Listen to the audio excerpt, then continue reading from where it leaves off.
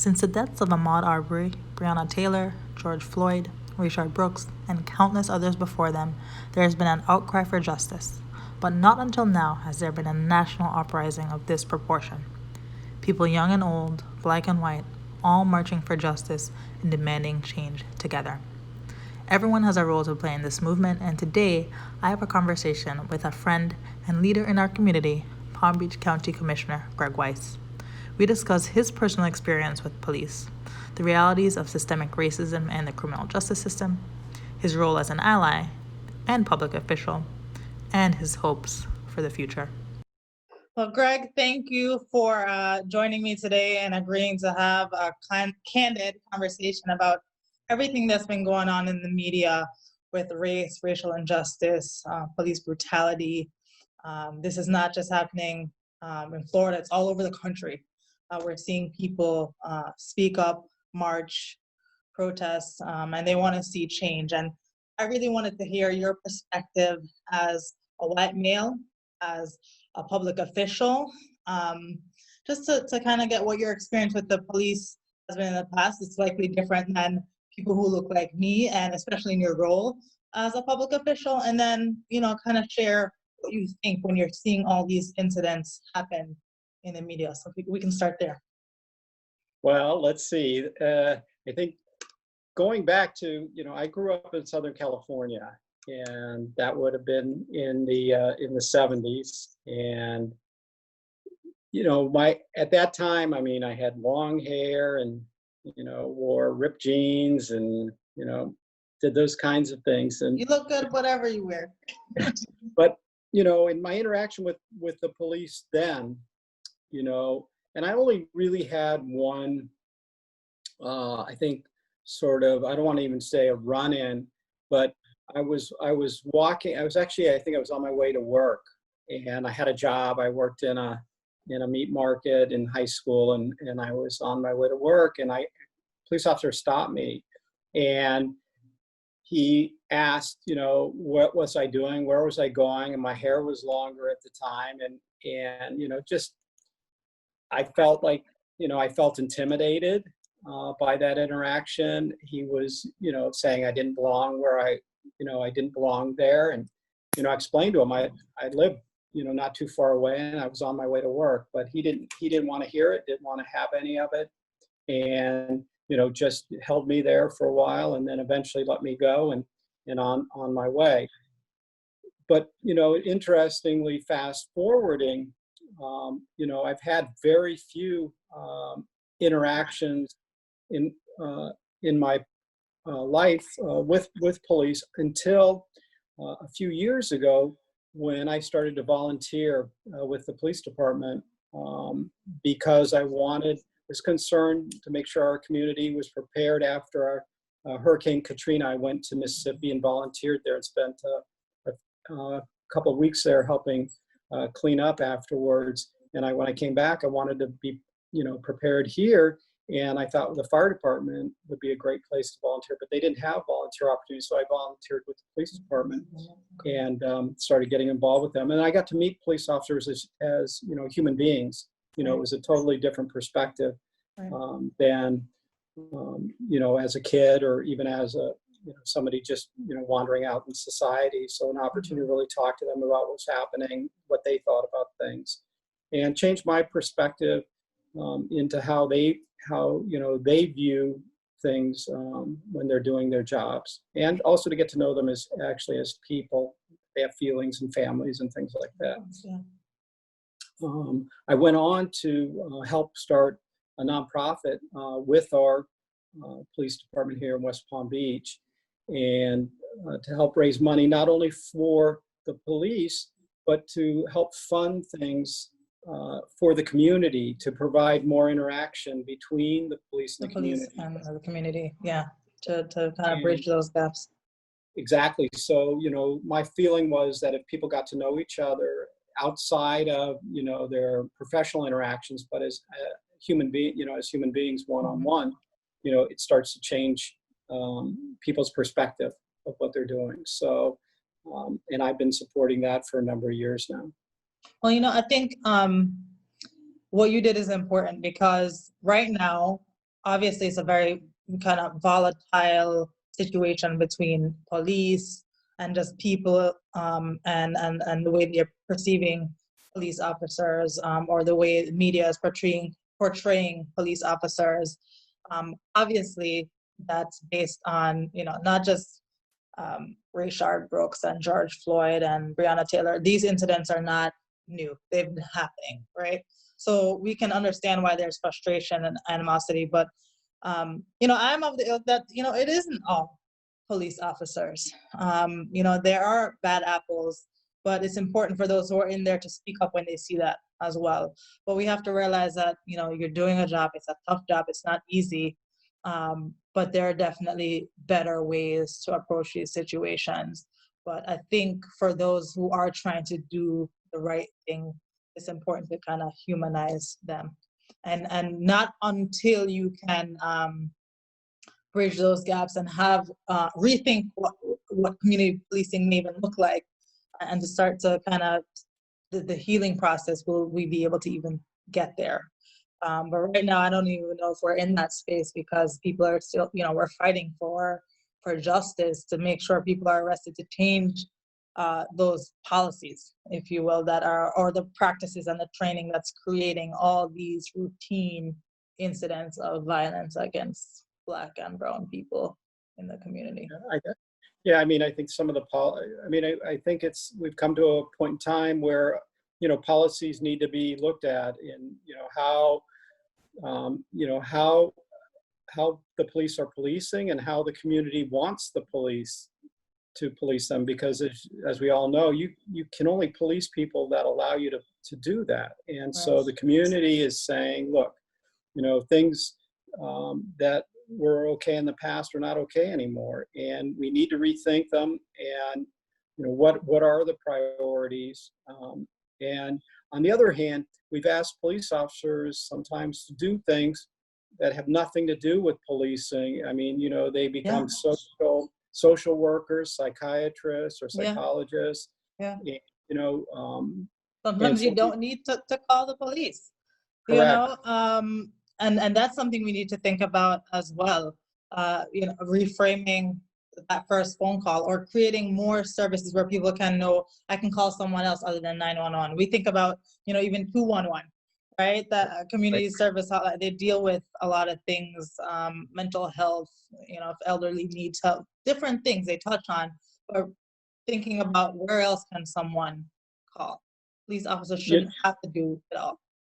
I mean, if you think about it, when you call 911, they're able to differentiate whether to send a fire truck, an ambulance, or a police car to you. So, maybe they need to have more options. Maybe when you call 911 and there is an emergency, there's more options that they have. Right. Of more types of services that can be dispatched to assist somebody in an emergency. And it could be a mental health emergency. It could be, a medical emergency. Right. And so they won't go in with guns and pepper spray and tasers. They'll be in a de-escalate mindset, or it's just a different type of problem-solving mindset where they're going to the scene. I definitely think that could be what you suggested could be a good approach. Just thinking about these police incidents in general, do you think it's racism and inherent bias, like a cultural racism, that's causing some of these, or do you think it's something else? I definitely think there's systemic racism. We have to realize the roots of this country. I mean, it was 400 years ago. African people were brought to this country and enslaved here. And I mean, that's 400 years ago. That's longer than this country has existed. It's deeply, deeply rooted. And if you think about, the emancipation of the slaves in 1863, and it didn't really even happen until a few years after that.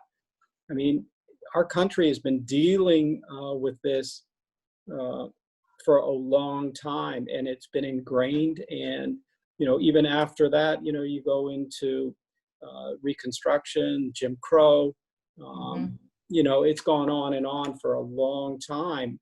And it's, yeah, so I do believe there's a systemic racism. Now, does that mean people are racist? That's, I think that's a discussion we have to have. But, this bias, if you will, is sort of has been baked into the system for a long, long time. I agree with that. And I think it's, people don't like to be labeled with racist. They don't like that word. It's an ugly word. They don't want to take that on. And understandably, right? It seems like a hate-filled word, which it is. But I think it's kind of redefining or rethinking what it is, because it doesn't have to be an active hate. It is subconscious and baked in, like you said. So it's about individuals checking their biases, and why do I think this way? Why did I say that thing? Is there something deeper there that I don't even realize? And unless you're having conversations with people, you're not able to kind of break those barriers down. And if you don't have diversity at your table, you're not going to be able to even, there's no reason that kind of conversation would even be sparked in the first place. I'm thankful to hear someone like you, who is in a position of power, say that you see racism and systemic racism, because we have public officials who do not recognize it. I want to ask you personally, how do you even have those kind of conversations? Like, when you hear people say racism isn't real, some people aren't in a place to listen and learn and grow to believe it. But what do you say? Well, so, I mean, in thinking about, thinking about the fact we were going to have this conversation today, we're brought up, in our homes to, you're brought up with the beliefs that your parents have. That's where that's what you learn from, and probably the people that are other parts, of your community that are close to you. Yeah. And sometimes what they believe, they're not bad people, but what they believe is inherently wrong. Right. It's wrong-headed. It's not, but that's so how do you accept that? And how do you even have that conversation? And one of the things I know is we're not prepared to have a conversation and even talk about race in this country. We don't have the vocabulary to do it. We're not taught how to do that. And I think in some of the same ways, and I please don't think because I think I don't want to connect it. But when we talk about sex, for example, a lot of people have a very hard time to have that kind of a conversation. It's an uncomfortable conversation, not something they talk about openly. It's like taboo, right? It's the same thing with, right. So that's what you're getting at there, yeah. Exactly. Your parents tell you, you don't, that's not something you're supposed to talk about, right? You're supposed to be colorblind. I mean, even if you're brought up to think that, okay, I don't want to talk about that. I'm not supposed to think about that. And so when you actually do need to talk about it, you don't know how to do it. You've never had that opportunity. And you're uncomfortable. You feel like I'm going to say something wrong. I'm going to offend somebody.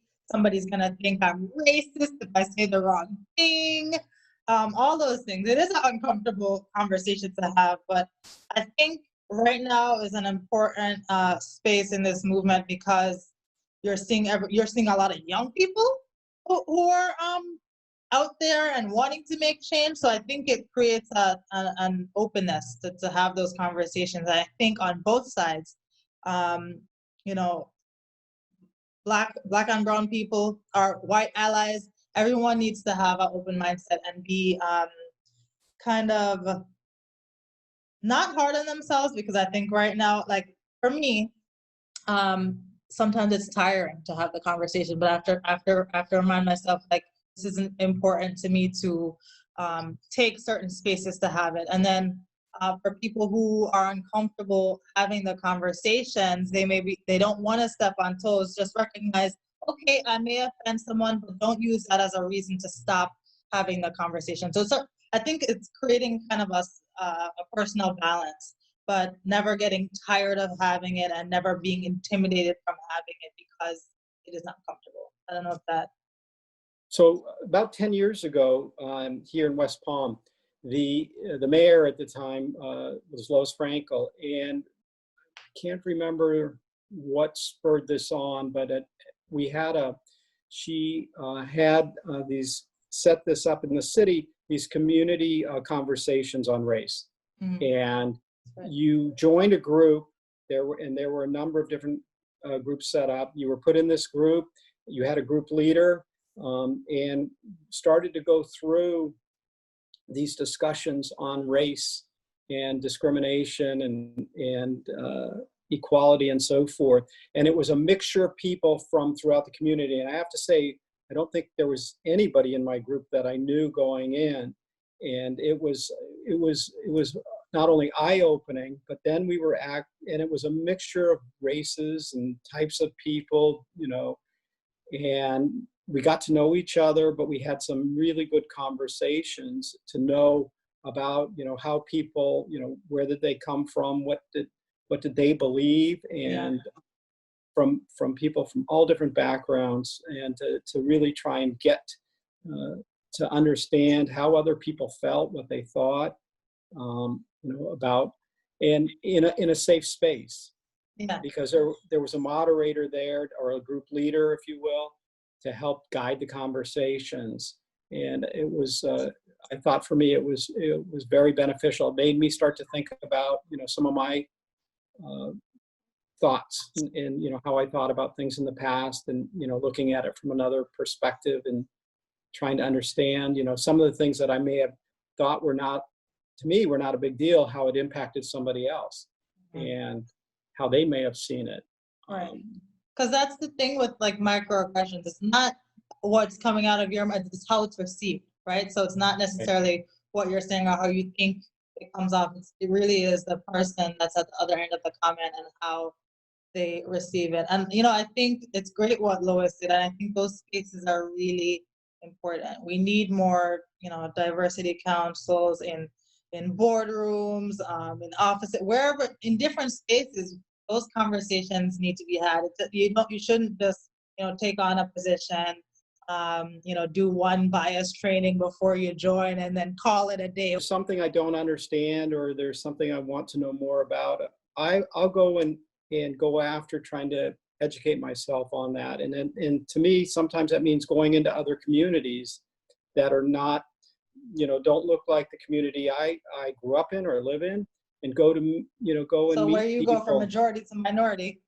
Correct. And, and to actually be able to sit down and talk to people about, what they see as the issues. And I think it's helped, as you know, I'm a county commissioner, but it's helped me, as somebody who has to represent a lot of different viewpoints and a lot of different people, to try and have those kinds of connections, to be able to understand, the impact of decisions being made or policies to various parts of our community. So thank you for doing that. I feel like you're going above and beyond what most people do, and that's a big deal. You may not see, and maybe more people should be doing, but not everyone's doing it. So thank you for taking those extra steps to learn about the community that you represent, and as a commissioner,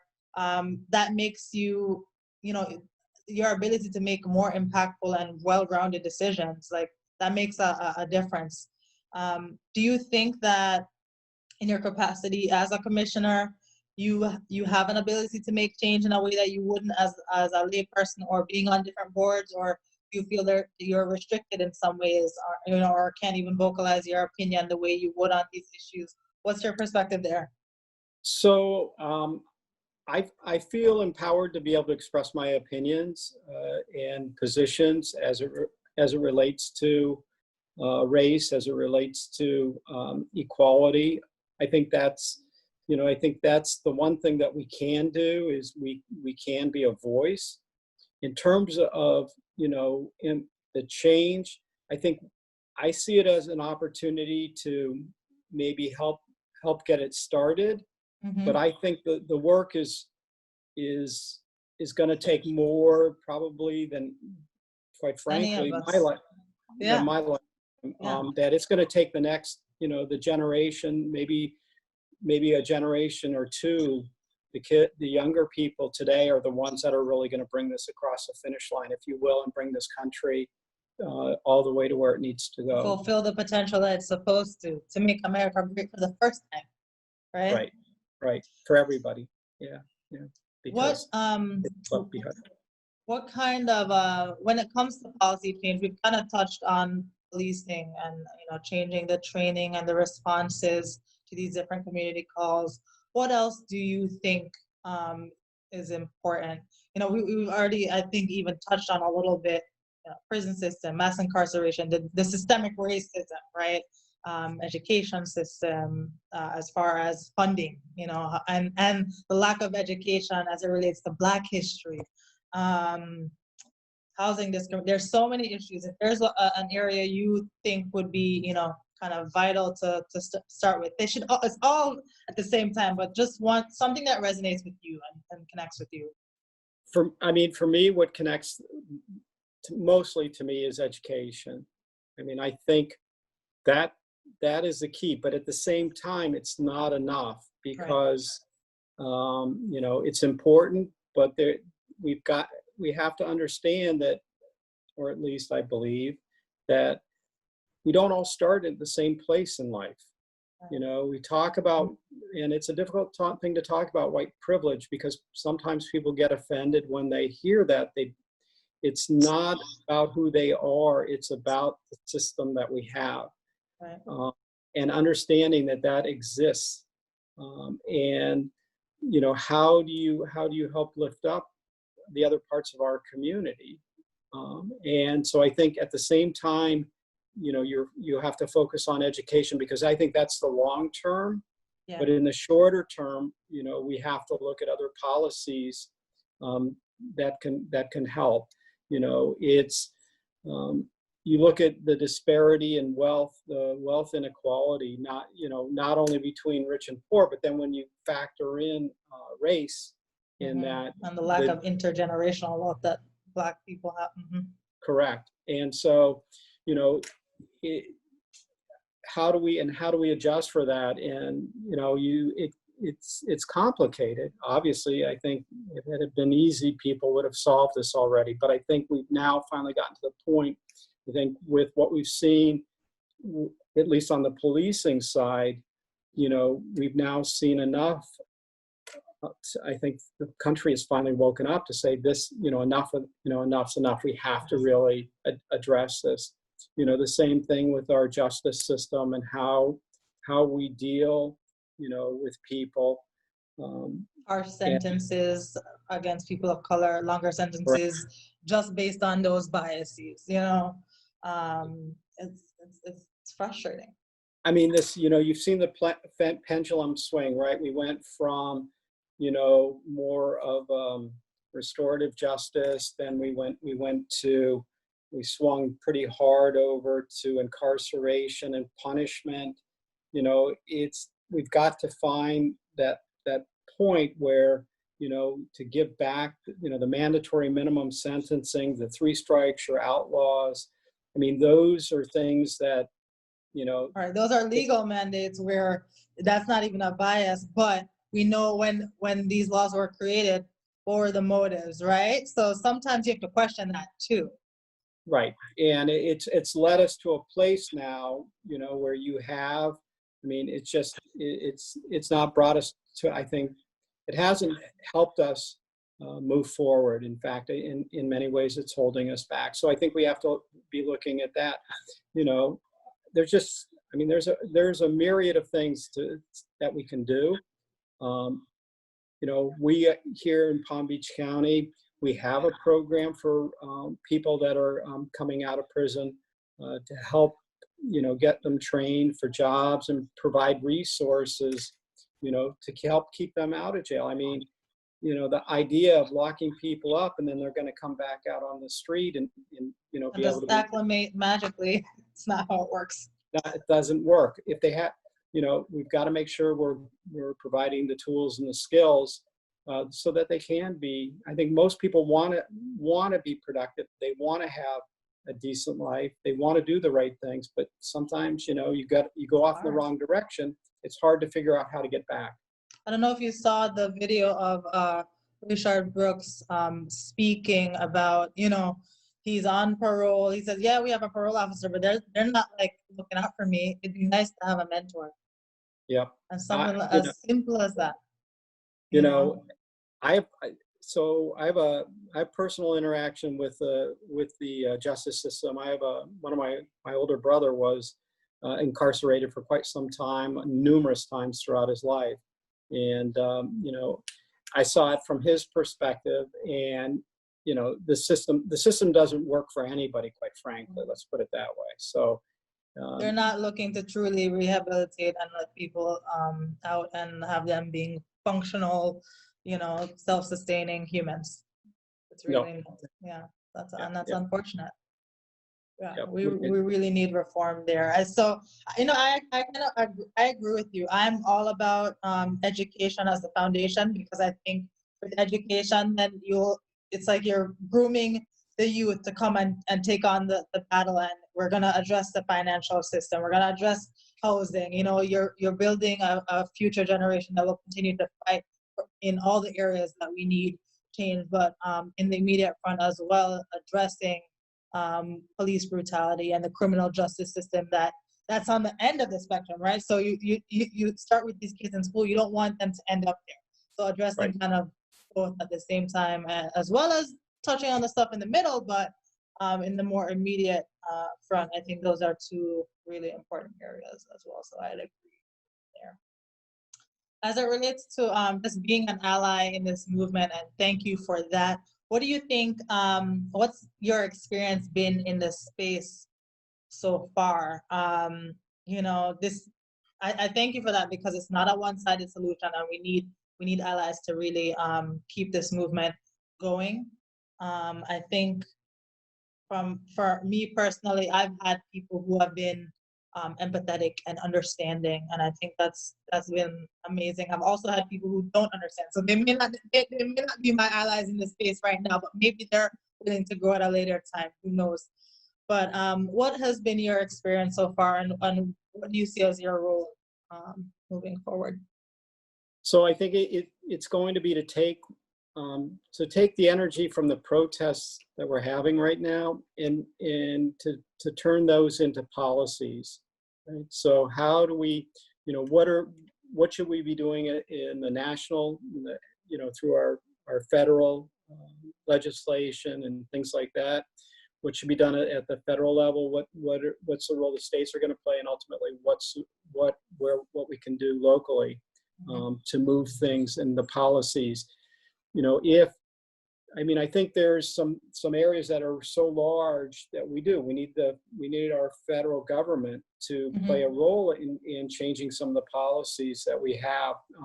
We were talking about policing, and the idea that we're even talking about chokeholds, but that those should be banned, but that should be banned nationwide. You don't want to. It shouldn't be left up to the local jurisdiction to if you have the national leadership saying ban chokeholds, address qualified immunity, like things like that coming from the top, and allowing everyone to kind of follow from there, if you will. Exactly. You need the direction. You need the direction being set from there, and then the local policies that we have, and just to clarify for people.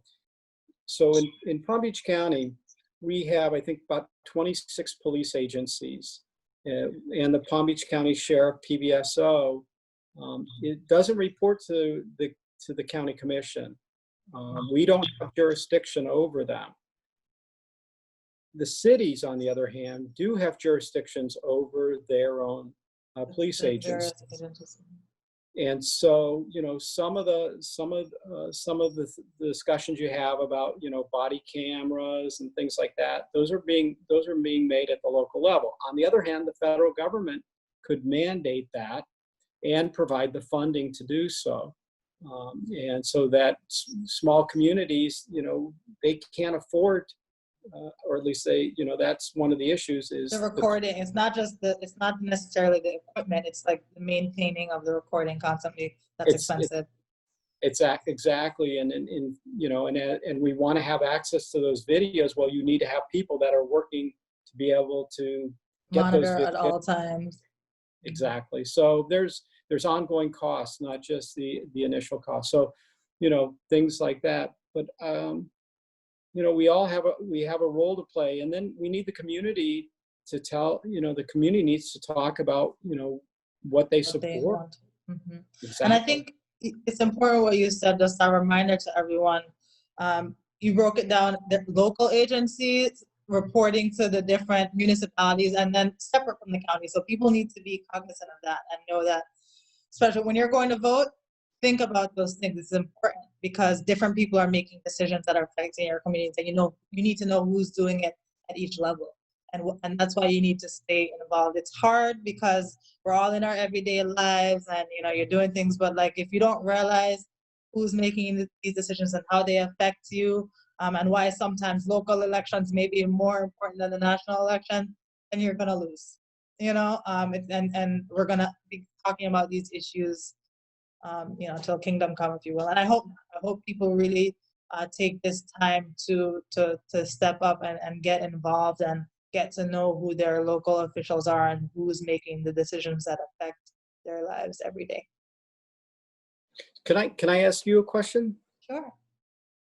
How do you feel when you walk into a business or somewhere and nobody else looks like you in there, or very few people? How do you feel about that? I'll say this. At this point, I'm used to it. But it never gets easier. I think I'm used to putting on a mask and being in these spaces and assimilating, and just I've learned what makes people feel comfortable around people who look like me. I know how to dress to fit in. I know how to change the intonations of my voice to fit. All those things I've been practicing since I was a kid.